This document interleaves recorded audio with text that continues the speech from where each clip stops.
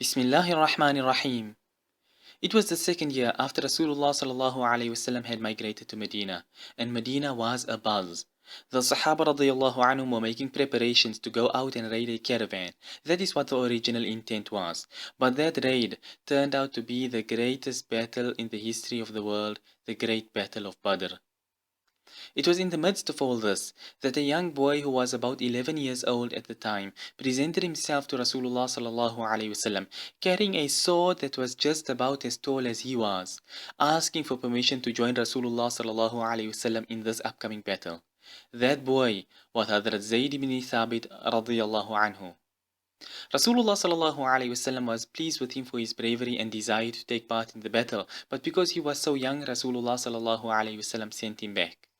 Hadhrat Zayd Radhiallaahu Anhu returned home with his mother, Hadhrat Nawar binti Malik Radhiallaahu Anha, both of them in the state of sadness over the fact that Hadhrat Zayd Radhiallaahu Anhu was unable to assist Rasulullah sallallahu alaihi wasallam at this crucial juncture. Hadhrat Zayd Radhiallaahu Anhu may not have had the physical strength to take part in the battle, but where mental strength and intelligence were concerned, few people could touch Hadhrat Zayd Radhiallaahu Anhu. So despite his young age, Hadhrat Zayd Radhiallaahu Anhu was determined to be of help to Rasulullah sallallahu alaihi wasallam, and so a new plan was formed in his mind. He sought now to help Rasulullah sallallahu alaihi wasallam using the intelligence that Allah had bestowed him with. Because he was exceptionally bright. Not only could he read and write in a society where most people could not, but he had also memorized a portion of the Quran. The Quran had not yet been fully revealed at the time, and yet at that stage, at this young age, Hadhrat Zayd Radhiallaahu Anhu had memorized a large portion.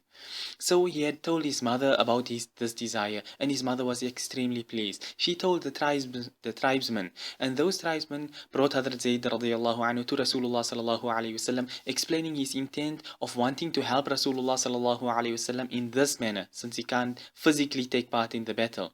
And they made mention of the fact that he had memorized a portion of the Quran. So Rasulullah sallallahu alaihi wasallam asked Hadhrat Zayd Radhiallaahu Anhu to recite. And Hadhrat Zayd Radhiallaahu Anhu began reciting the Quran, and it flowed from his tongue in such an impeccable manner that it was comparable, in fact it was greater than the beauty of the stars twinkling in the night sky.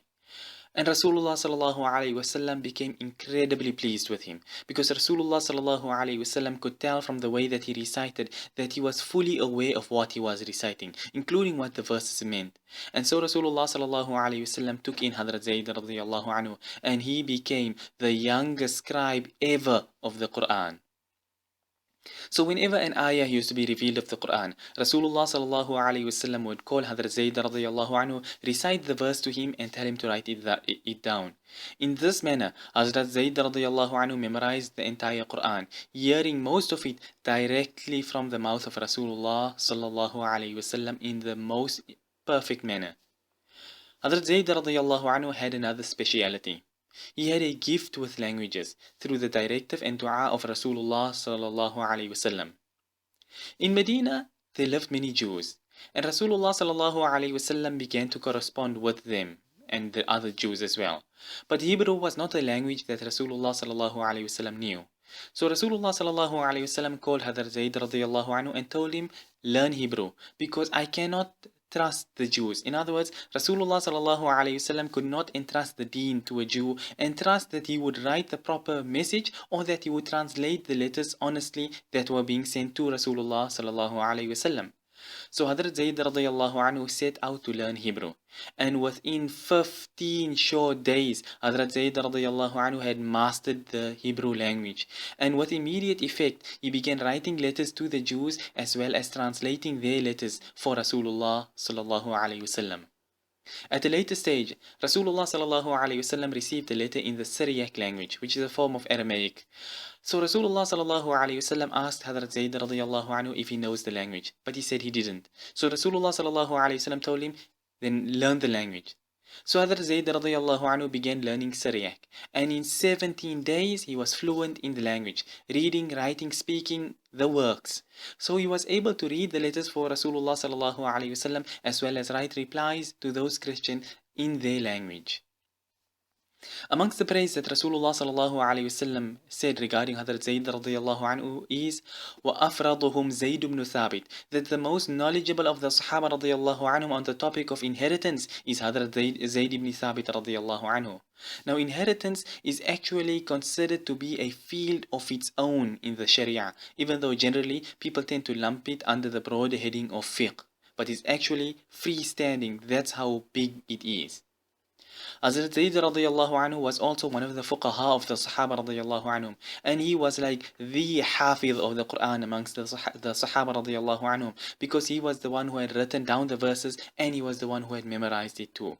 That is why during the Khilafah of Hadhrat Abu Bakr Radhiallaahu Anhu, Hadhrat Abu Bakr Radhiallaahu Anhu sought to get the Quran compiled in a book form, in a mushaf, for the preservation of it, as the Hufaz were taking part in the battles around the Muslim world, and they were being martyred in those battles. And so the fear was that if the Hufaz of the Quran, those who had memorized the Quran, were all martyred, because at the moment, the only place where the Quran was fully in a book form, not a book form, but in a full form, was in the hearts of the Hufaz. So if these Hufaz are all martyred, then who will be able to teach the Quran to the next generation?